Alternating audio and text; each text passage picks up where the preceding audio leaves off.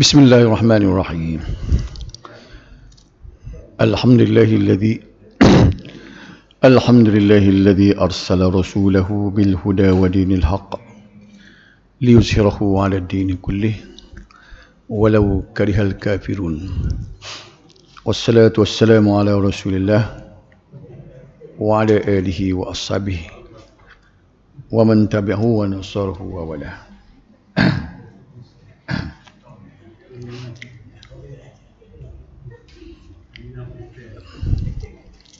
Sambungan ni daripada 2 minggu lepas tu, sebagaimana kita tahu bahawa hadis sahih itu adalah untuk satu-satu hadis tu nak jadi hadis sahih ada 5 syarat. Yang satu ialah bersambung sanad, yang kedua perawinya adil, yang ketiga perawinya dhabit, yang keempat tanpa syaz dan tanpa illah. Syarat ni ada 5 syarat semuanya. Jadi kita nak bincang satu persatu dah. Itu 2.5.1. Cuba tengok tak, mau ingat tengok muka surat berapa tu, 2.5.1. Ni kedua. Jadi 5 syarat tadi kita tengok apa makna sanad yang bersambung. Sanad tu kita faham dah, ada sanad tu ialah rantaian turutan orang ni riwayat ke orang ni, start daripada Nabi sallallahu alaihi wasallam turun sampailah kepada tuan punya kitab. Misalnya kalau kita ambil Muslim, misalnya perawinya Muslim, di mana dia menghasilkan kitab Sahih Muslim. Jadi daripada Muslim nak sampai ke Nabi tu ada orang-orang perawi-perawi tertentu secara rantaian, daripada orang ni kepada orang ni kepada orang ni. Jadi rantaian itulah dipanggil sanad. Ini kita dah faham dah daripada apa yang kita belajar dulu. Jadi apa makna sanad yang bersambung itu? Bermakna setiap perawi mesti menerima hadis daripada orang yang sebelumnya secara langsung dari awal sanad hingga akhirnya. Seorang perawi ni dia terima secara langsung, bukan daripada orang lain. Dia dengar daripada seorang orang ni, dia kata aku dengar orang ni berkata. Tu orang panggil secara langsung. Kemudian orang ni pula kepada orang ni. Jadi sanad yang bersambung tu makna dia dengar secara langsung. Misalnya daripada Nabi sallallahu alaihi wasallam, contohnya dah. Orang pertama yang dengar daripada Nabi tu iaitu perawi nombor 1. Ni sahabat ni. Orang ni, perawi ni dia dengar sungguh, tak putus. Dia dengar Nabi bersabda ataupun dia tengok apa yang Nabi buat. Kemudian orang kemudian tu pula, perawi nombor 2 ni, dia ambil daripada perawi pertama tu secara langsung. Begitu juga perawi ketiga, gigi sampailah kepada kitab. Katakan macam yang sebut tadi, Sahih Muslim ke, Sunan Tirmizi ke, At-Tirmizi ataupun Muslim ataupun Bukhari tadi, bila dia buat buku ni, perawi kitab hadis dia ambil daripada perawi yang ketiga tu, contohnya, juga secara bersambung. Jadi kalau beginilah sanadnya, maka cukuplah syaratnya untuk kita panggil sanad bersambung. Kalaulah berlaku apa-apa yang tidak langsung antara perawi, mana-mana perawi, antara satu perawi dengan perawi yang lain, dia panggil sanad putus. Berbeza. Dia nak sanad tu sambung, jangan putus. Barulah lepas syarat pertama untuk jadi hadis sahih. Dia ada 5 syarat kan? Lululah syarat pertama, sanad bersambung. Sekiranya sanad terputus dari mana-mana tabaqat, Tabaqat ni peringkat. Perkataan Arab sajalah tabaqat, peringkat atau bahagian. Maka ia tidak lagi dikira sahih. Kata macam ni. Ya kita tengok tadi sambung belakang tu. Tiba-tiba putus sini. Bila orang cek perawi 3, perawi nombor 3 tu, dia tak dengar pun perawi nombor 2. Orang cek tengok, dia tipu. Dia tak pernah jumpa pun. Sini, putus sini. Maka dia panggil lah. Sanad tu terputus dan tidak lagi dikira sahih. Jadi dia fail dah. Dia tak luluh dah syarat sanad bersambung. Maka tak boleh jadi hadis sahih lah dia. Inilah yang jadi hadis dhaif. Yang jadi hadis tu dhaif. Kisah lagu ni lah. Sanad terputus. Baik. Syarat yang kedua. Faham tak? Sanad bersambung tu boleh faham tak? Perawi mesti adil. Syarat kedua adil kan? Dia ada 5 tu. Apa makna perawi adil? Maksud adil ialah seseorang yang memenuhi 5 kriteria. Nak jadi perawi adil ni kena ada 5 kriteria. Cuba kita tengok, kita layak ke jadi perawi adil? Kita ni, kalau salah kita ni perawi adil, kita ni layak ke tidak menjadi perawi adil? Untuk syarat kedua, sesuatu hadis itu menjadi sahih. Apa dia 5 syarat? Sebagaimana dalam nota tu, nombor 1 Muslim. Luluhlah kita sebab kita orang Islam. Yang kedua balik, cukup umur, balik belakang dah. Nombor 3 berakal. Mana lawan berakal ni macam gila. Hilang akal tak? Kita lulus ni. 3 syarat ni kita lulus. Nombor 4 ni. Tidak fasik. Dia fasik ni, istilah fasik ni, buat dosa besar. Walaupun sekali dan dia tidak taubat. Yang kedua, ataupun melakukan dosa kecil berterusan. Dosa kecil. Katalah ambil contohnya, walaupun ada ulama kata makruh, isap rokok kan. Isap rokok tu, ada ulama kata haram kan. Kalau tengok-tengok ramah haram. Katalah kita ambil haram. Tapi tidak dosa besar dia, dosa kecil lah. Tidak sepuluh dosa zina, berapa kan. Bukan 10 minum arak. Tapi, kalau dia tu mengekali maknanya buat sokmo-sokmo. 2 buku sehari, sebuku sehari. Orang panggil sokmo-sokmo tu, tak. Maka dia sudah jadi masuk dalam kategori fasik. Bila fasik, dia tidak layak dah untuk merawikan hadis. Manakala orang nak merawi hadis, dia tengok rokok ada tangan semua, tak boleh riwayat. Tak cukup syarat. Jadi kalau nak jadi perawi yang cukup syarat ada, berhentilah isap rokok. Tak? Tak? Jadi itu mana hamba baca dalam tarikh ulama disebut apa makna fasik. Melakukan dosa besar dan dia tidak bertaubat. Yang kedua, mengekali dosa kecil. Carilah dosa kecil orang lain pula. Yang kelima, bersih daripada perkara yang menjejaskan maruah dan akhlak. Tadi fasik ni tak fasik, akak sikit lagi. Nak naik kelas sikit lagi.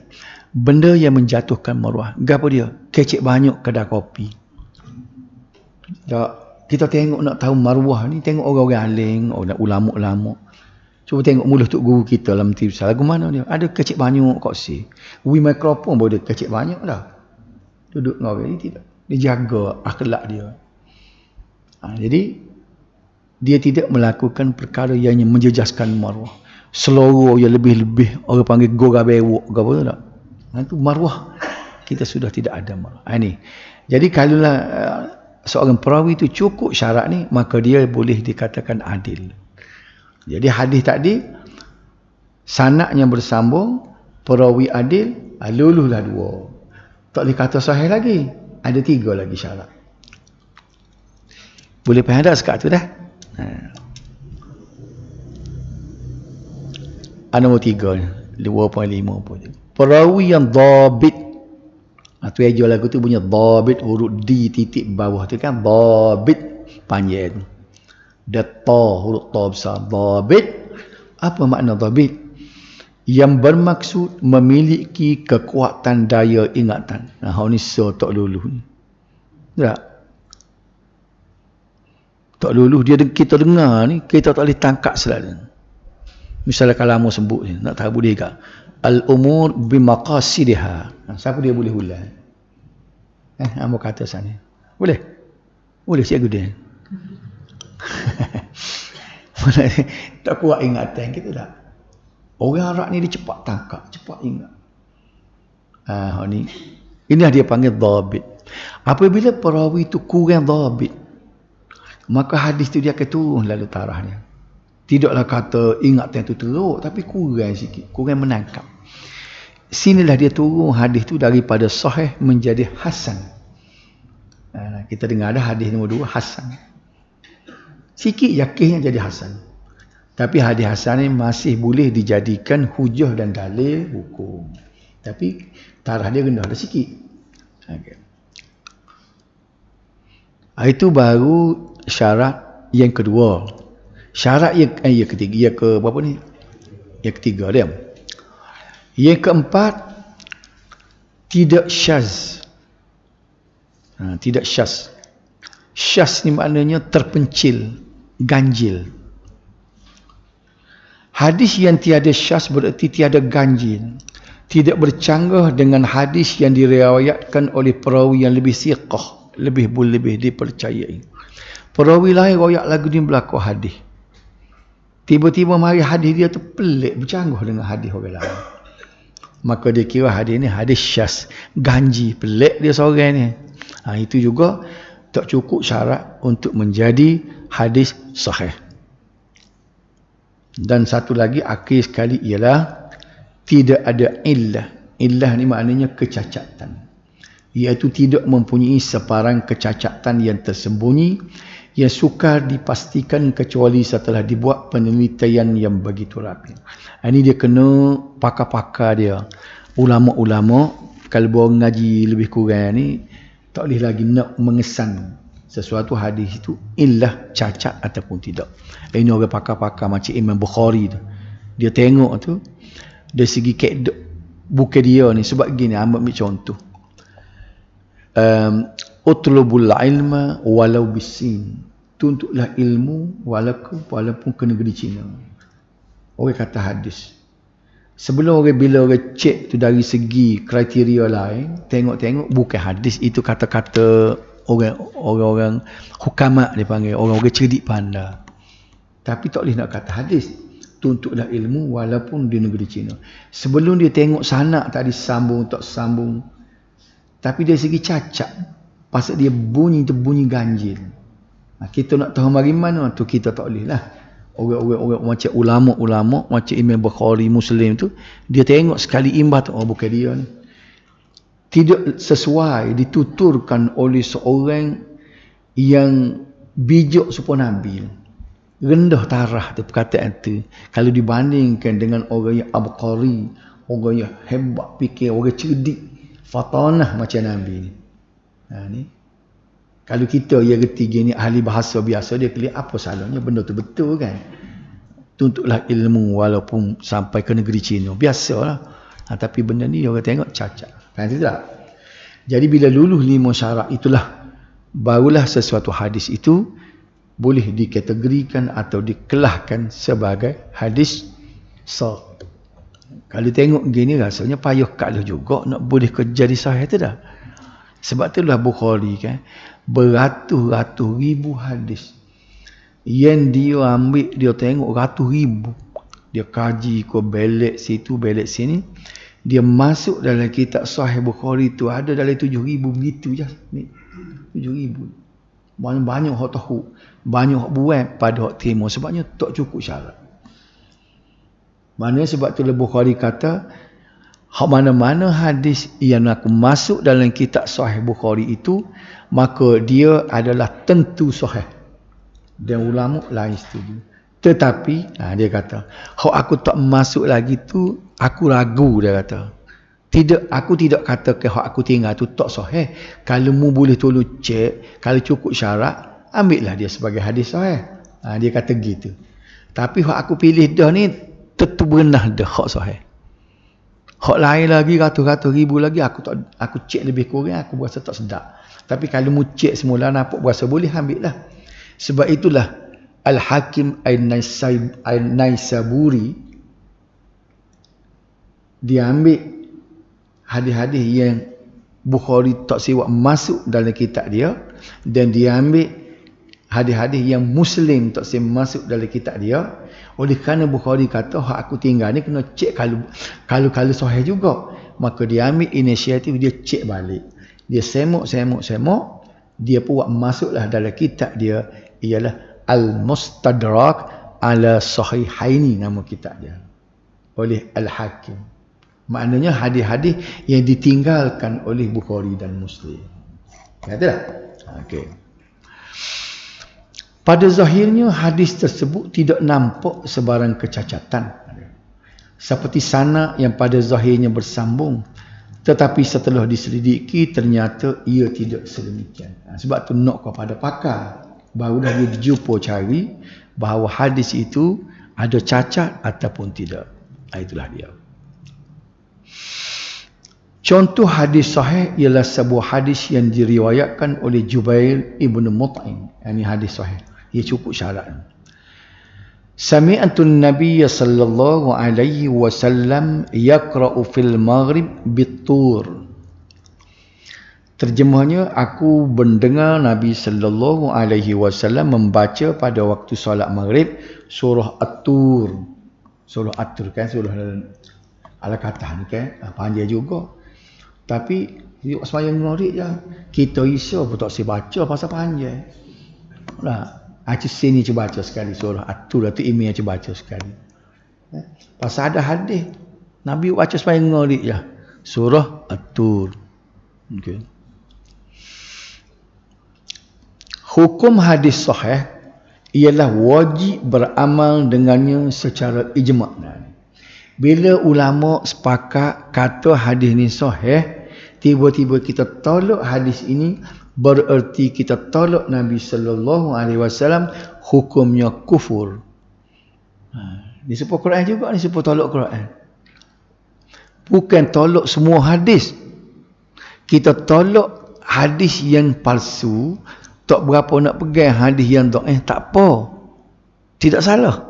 Tapi menolak hadis yang telah sepakat ulama sudah cek habis reng dah bahawa dia adalah sahih, tiba-tiba kita tak terima hadis tu, maka di situlah salahnya boleh menjadi kufur. Apa tak? Ia merupakan salah satu hujah atas sumber yang sah yang tidak mungkin diketepikan. 2.8. Orang yang pertama menyusun hadis sahih secara berasingan dalam satu kitab ialah Al-Bukhari. Sebab tu dia letak nama kitab dia Sahih Al-Bukhari. Dia tak bawa masuk hadis-hadis yang tidak sahih. Sahih saja dalam kitab dia.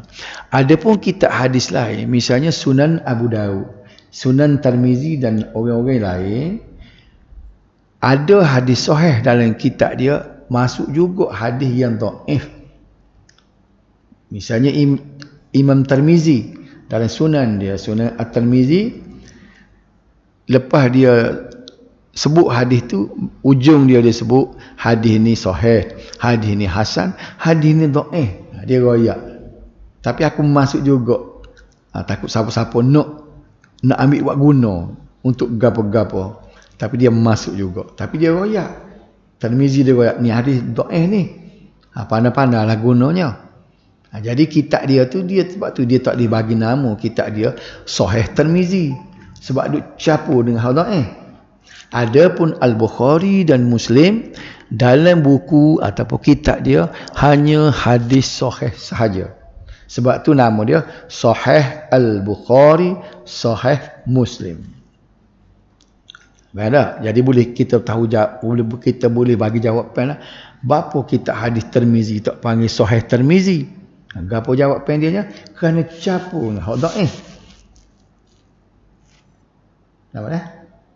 Sebab tu hak lain kalau dalam ni hak sebut Sunan Sitah tadi, Sunan Abu Daud, Sunan At-Tirmizi, Sunan An-Nasa'i dan Sunan Ibnu Majah. Jadi sebab apa dia tak bubuh nama sahih? Sebab dia campur dengan dhaif ada dalam. Adapun Bukhari, kita dia Sahih Al-Bukhari, Sahih Muslim. Jelas balik. Kemudian diikuti oleh Muslim. Muslim ni dalam kitabnya Sahih Muslim. Dalam Sahih Muslim ni hanya hadis sahih sahaja juga ada dalam kitab dia. Sebab itulah hadis yang paling sahih sekali apabila sepakat dua ni. Dia kata hadis ni diriwayatkan oleh Al-Bukhari dan Muslim. Itu hadis paling sahih. Dalam kitab Bukhari pun ada, Muslim pun ada. Maka dia sebut sahih, dia sebut hadis riwayat Al-Bukhari dan Muslim. Kita gaji jumpa tak dia tulis lagu tu. Kena ingat bila orang dia sebut hadis riwayat Al-Bukhari dan Muslim, inilah hadis yang paling sahih sekali. Kerana sepakat dua-dua orang ni kata hadis ni sahih. Istilah lain biasanya dia gunanya muttafaq alaih. Ada gaji dengar ada istilah muttafaq alaih, mana Bukhari Muslim juga. Ataupun rawahu syaikhan, diriwayatkan oleh dua syekh, Bukhari Muslim jugalah. Ataupun sahihaini, dua kitab sahih, iaitu Bukhari dan Muslim. Itu nama-nama dia dah. Ke situ. Kedua-dua kitab ini dianggap kitab hadis yang paling sahih selepas Al-Quran. Sahih. Dekat-dekat mutawatir dia. Selain daripada kedua-dua kitab tersebut, terdapat juga kitab-kitab hadis yang mengumpulkan hadis-hadis sahih walaupun darjahnya tidak setanding dengan Sahih Al-Bukhari dan Sahih Muslim. Lepas pada Bukhari dan Muslim, ada orang lain dia nak buat getek. Aku nak buat getek kitab yang ada hadis sahih saja dalam kitab aku. Tak simas dhaif. Biarlah Tirmizi, Abu Daud, An-Nasa'i, Ibnu Majah dia buat capur dah. Walaupun dia mari Kedia pada tu lagi. Kadang-kadang tahun 400 Hijrah nak mati ni kan. Tapi dia kata dia nak buat macam Bukhari getek. Biar ada hadis sahih saja dalam kitab dia. Biar serupa dengan Muslim. Ada hadis sahih saja dalam kitab dia. Siapa dia buat lagu tu je? Contohnya, sebut tadi Mustadrak Al-Hakim. Siapa dia Al-Hakim tadi? Tadilah orang ni dia kutip hak Bukhari dengan Muslim tak masuk dalam kitab dia. Kan? Dia cuba cari, dia pun kata ini hadis sahih juga. Dia kata hadis sahih. Kemudian Ibnu Khuzaimah. Ini seorang ulama bermazhab Syafi'i kita ni. Ibnu Khuzaimah dia cuba kumpul hadis-hadis dia. Dia kata semua dalam kitab aku ni hadis sahih.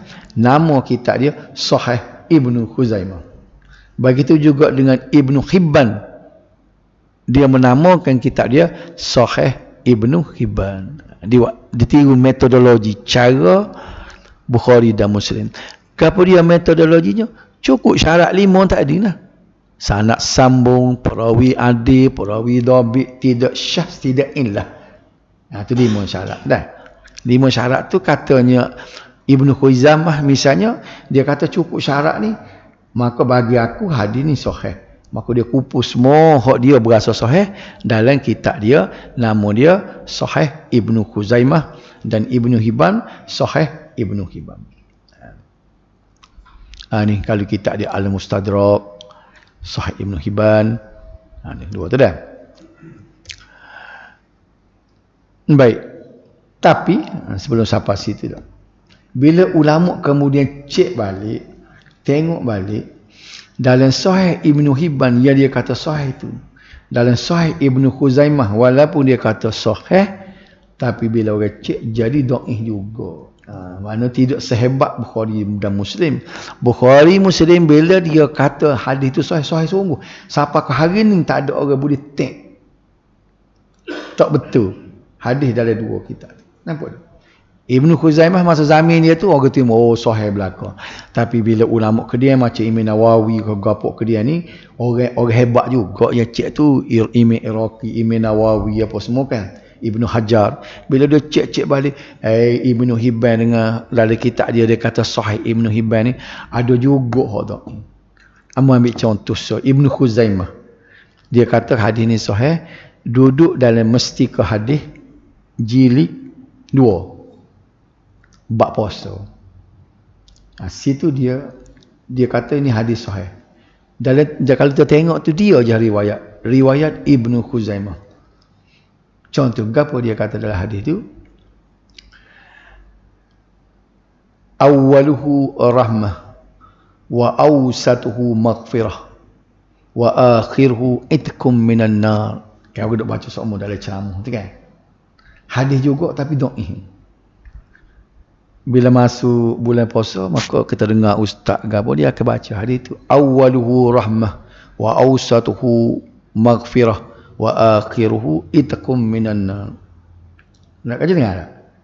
Awal dia makna 10 hari pertama tu rahmat, pertengahannya ialah keampunan dan akhirnya ialah pembebasan daripada neraka. Tak apalah baca tu sebabnya tidak hadis persu hadis tapi dhaif. Ini dah ada dalam kitab Ibnu Khuzaimah lah. Mesti ke hadis ambil. Jabatan Perdana Menteri dia ambil sebab Ibnu Khuzaimah kata ni hadis sahih. Tapi bila kita tengok dalam kitab-kitab lain, misalnya Ibnu Jauzi ke, Al-Albani apa, bila kita tengok dia kata hadis ni dhaif. Nampak tak? Jadi gapo amun riwayat ni? Maknanya Ibnu Khuzaimah dia kata sahih pun ulama kedia tengok dhaif juga. Boleh tak? Okey. Selain itu hadis-hadis sahih juga boleh didapati dalam kitab-kitab sunan, masanid, ma'ajim dan lain-lain. Ni yang sebut contoh tadi. Ada hadis sahih dalam kitab dia tapi campur dengan hadis dhaif. Supaya hak mana? Sunan Abi Daud. Ada tu dhaif dalam kitab Sunan Abu Daud. Sunan At-Tirmizi, Sunan An-Nasa'i, Sunan Ibnu Majah, Musnad Ahmad. Musnad Ahmad siapa dia? Ya buat Musnad Imam Ahmad lah. Imam Ahmad Ibnu Hanbal. Siapa dia? Tuan punya mazhab Hanbali. Muwatta Imam Malik. Muwatta Imam Malik. Ni siapa dia buat? Imam Malik lah. Malik bin Anas dan lain-lain. Kita boleh faham tak kedudukan dia tu. Jadi hamba buat catat gini dah, tengok ni. Kalau tengok kita balik adik ahad, mutawatir, adik ahad ni dia bagi 3 kan. Masyhur, aziz, gharib. Aduh. Jadi dalam hadis masyhur, aziz, gharib ni adanya hadis sahih, adanya hasan dan adanya hadis dhaif dan maudhu'.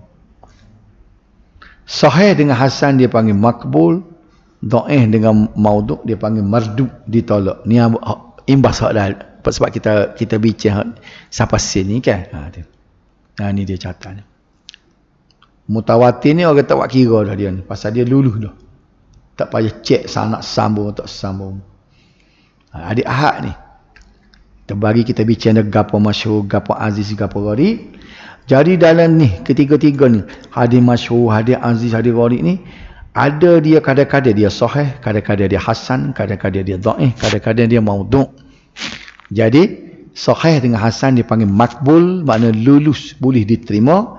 Dhaif dengan maudhu' dipanggil mardud, maknanya dia ditolak. Okey, kita pergi sikit. Jadi nak dapatkan sahih ni kita buat rumusan balik. Sanad bersambung, perawi adil, perawi dhabit, tiada syaz, tiada illah. 5 syarat. Okey. Boleh tak? Kita pergi depan lagi. Hadis sahih terbagi kepada dua bahagian. Habis dah, kita faham dah. Itu syarat nak boleh jadi hadis sahih. Hadis sahih dia kata terbagi kepada dua bahagian. Iaitu satunya dia panggil sahih li zatih. Zatih maknanya dirinya. Sahih li bahasa Arab tu untuk. Zat diri. Zat ni diri. Kita belajar zat Allah tak? Zat hi belakang tu nya. Sahih bagi dirinya. Mana sahih li zatihnya? Sahih bagi dirinya. Maknanya diri dia sendiri tu sahih. Tak payah tolong orang lain tolong. Biar nampak gitu dah. Gapo nak mu hadis li zatih. Mana hadis ini dia sahih. Sahih tu sahih diri dia sendiri dah. Dia ada kekuatan untuk menjadi sahih atas diri dia sendiri. Tak payah orang tolong. Gapo dia huraian dia, iaitu hadis yang sampai ke tahap sahih dengan memenuhi syarat-syaratnya dengan sendiri tanpa perlu kepada sokongan daripada hadis atau sanad lain. Boleh terima dah? Okey. Yang kedua, sahih li ghairi. Sahih untuk selainnya. Maknanya dia ni tidak sahih. Kerananya tolong dia orang, dia jadi sahih. Apa beza dah? Oh tadi dia seorang dia pun sahih dah. Tapi hadis sahih li ghairi ni dia kena ratang baru jadi sahih. Apa makna dia? Iaitu hadis yang pada asalnya hadis hasan. Hadis hasan sebut dah tadi, dia rendah sikit taraf dia daripada hadis sahih.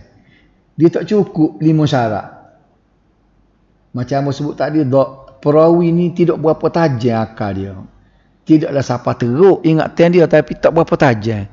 Nak jadi hadis sahih tak boleh, sebab tidak dhabit yang sesungguhnya. Bobo dhabit dah. Bobo kuat je ingatan dia. Maka hadis dia yang dia riwayat tu, dia jadi hasan. Tak boleh naik sahih. Baik. Hadis ini asalnya hasan. Tetapi oleh sebab ia diriwayatkan juga dengan jalan lain. Ada hadis orang lain buat mari tapi hasan juga. Jalur sanad lain. Jangan tak aci sanad tu lah. Katakan orang ni dia riwayat. Dia ambil daripada orang ni nak sapan Nabi tu. Dia lalu ke jalan lain. Perawi lain. Mari hadis orang lain pula hasan juga, tapi melalui orang lain, jalan lain-lain. Okay.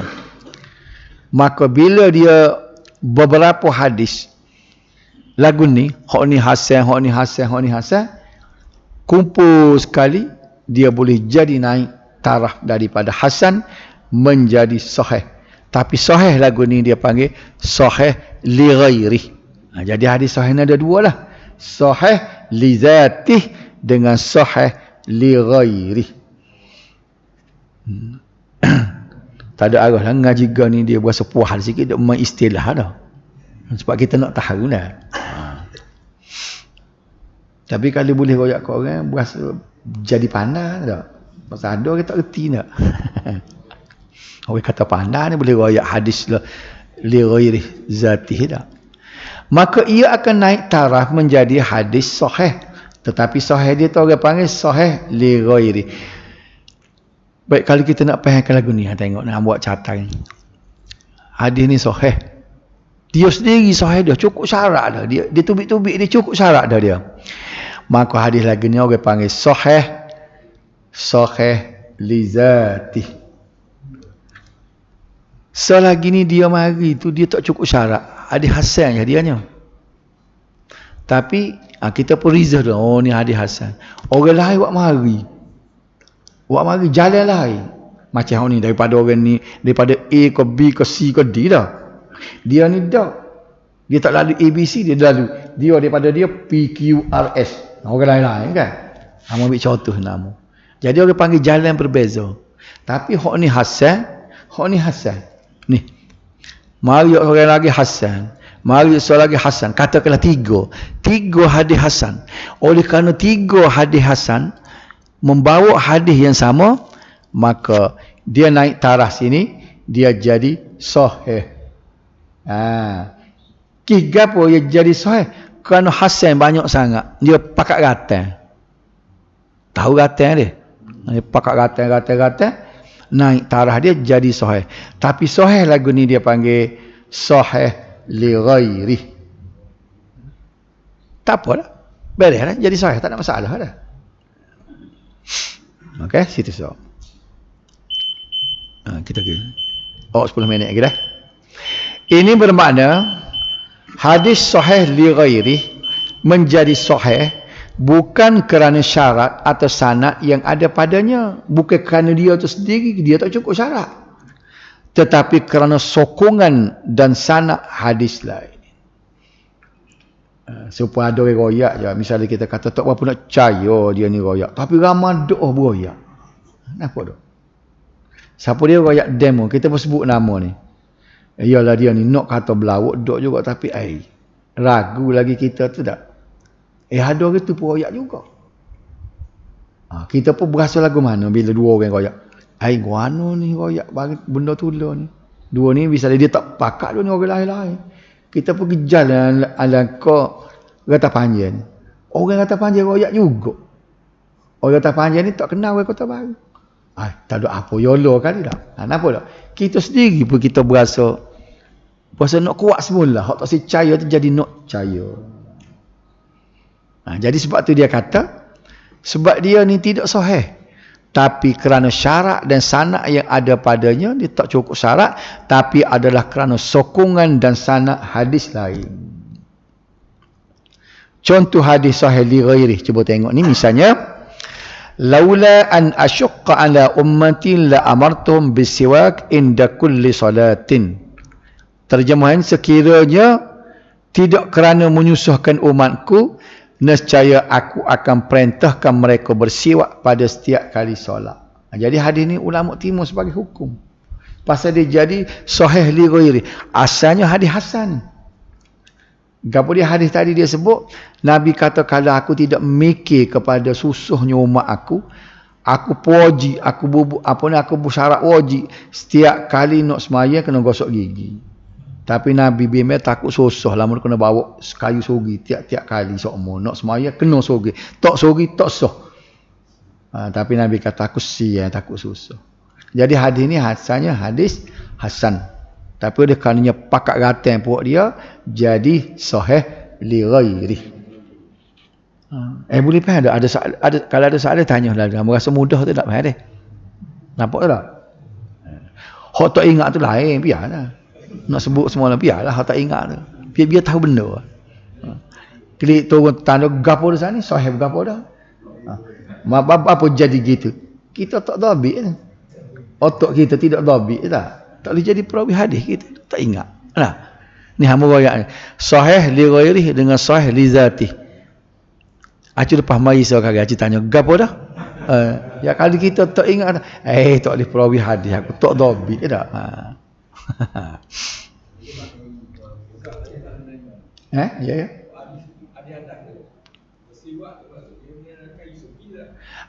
Kalau kita bincang dari Bulughul Maram ni juga, daripada kalau baca hak rasa ngaji dah buku ustaz Dr. Muhyiddin buat dari Bulughul Maram dia. Ada dia syarah buku dia tu kan. Dia sebut si tamu baca dah. Dia kata ulama maknanya bersepakat bahawa selain daripada kayu sugi, beruh gigi boleh, kain boleh, sapu tangan boleh. Maknanya termasuk dalam hukum bersiwak. Boleh pahala bersiwak juga.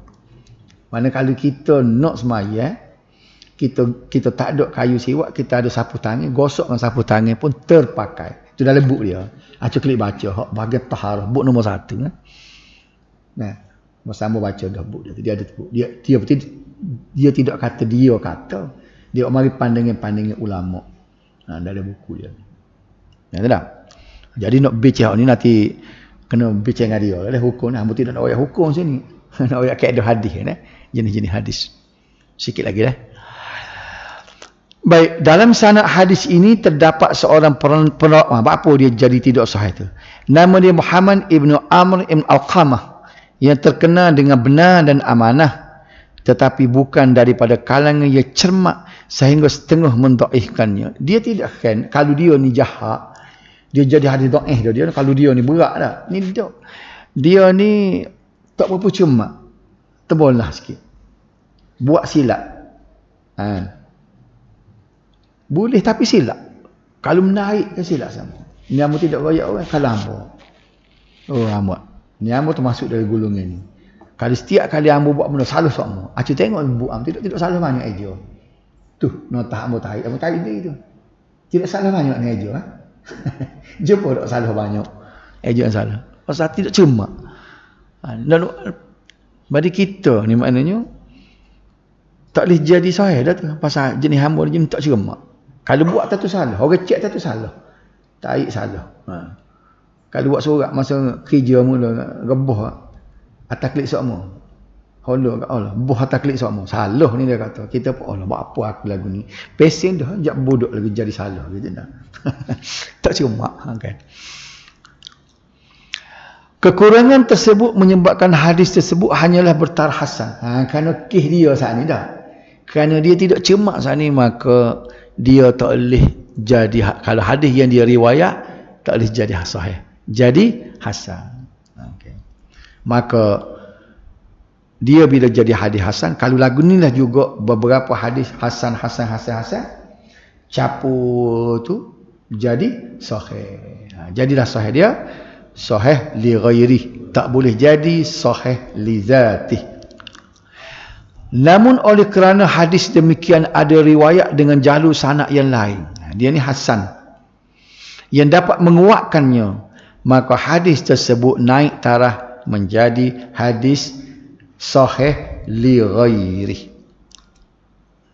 Hadis hasan ialah hadis yang bersambung, diriwayatkan oleh perawi yang adil tetapi kurang dhabit. Sebut-sebut tadi.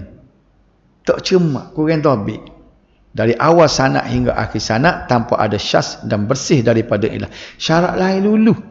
Tapi perawi sendiri tu tidak dhabit. Orang tak cuma. Jadi, cuba tengok ni. Perawi ni ada 5 syarat ni. Ni. Sanad bersambung okey. Perawi adil okey. Tanpa syaz, hadis ni tidak pelik. Tanpa ilah tak ada cacat.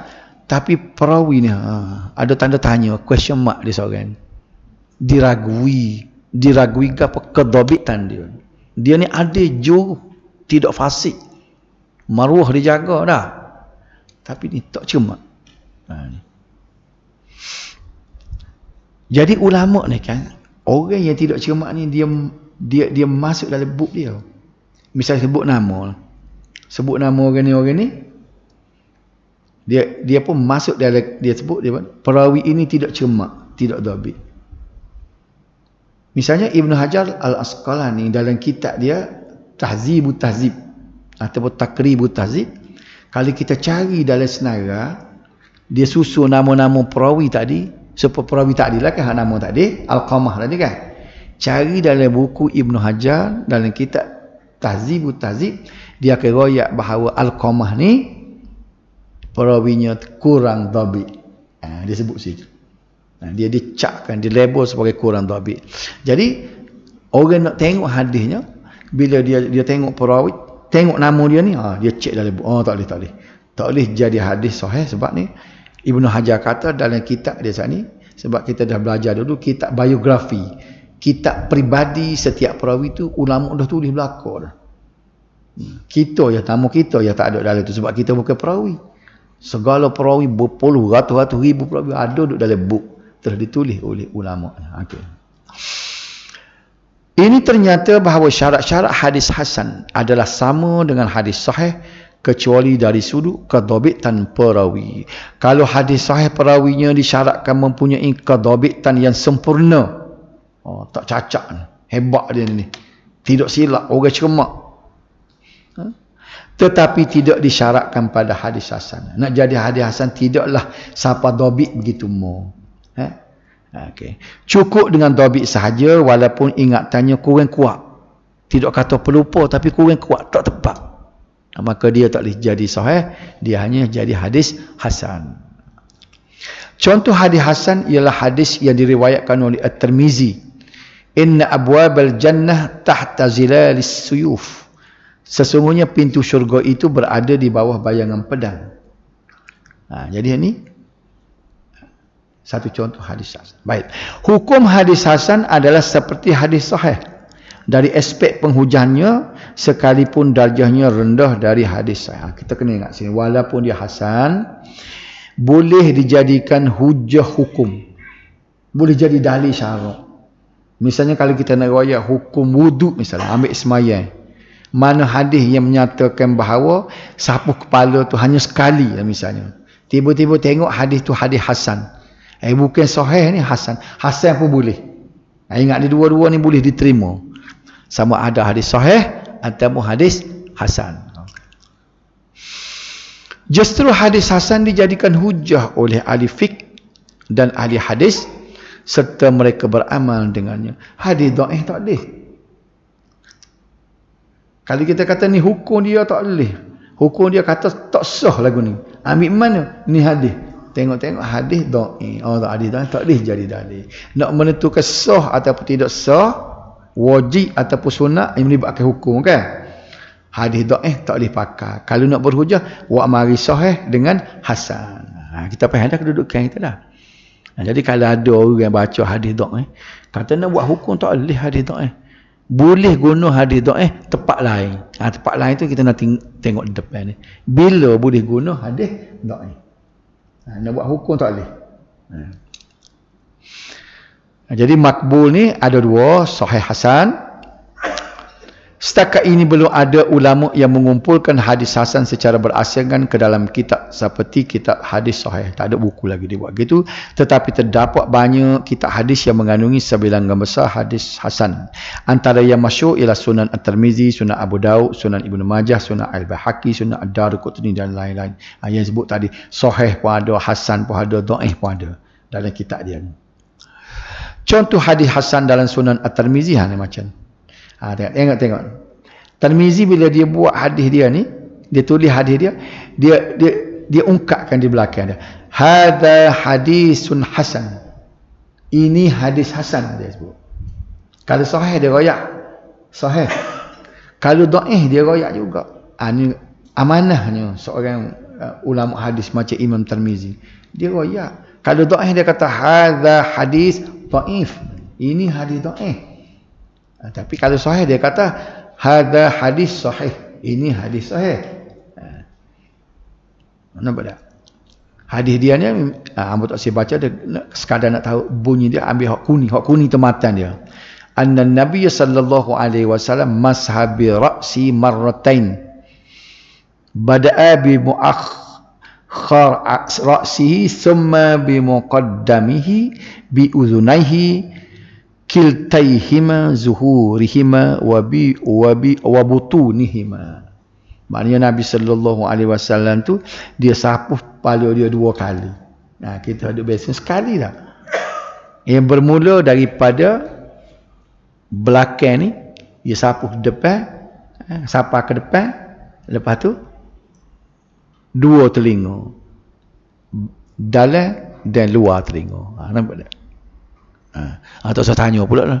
Hak mana hak itu? Nanti hak tu ngaji pekos mula dah. Nak ayat hadis ni. Hadis ni dia kata hadis hasan.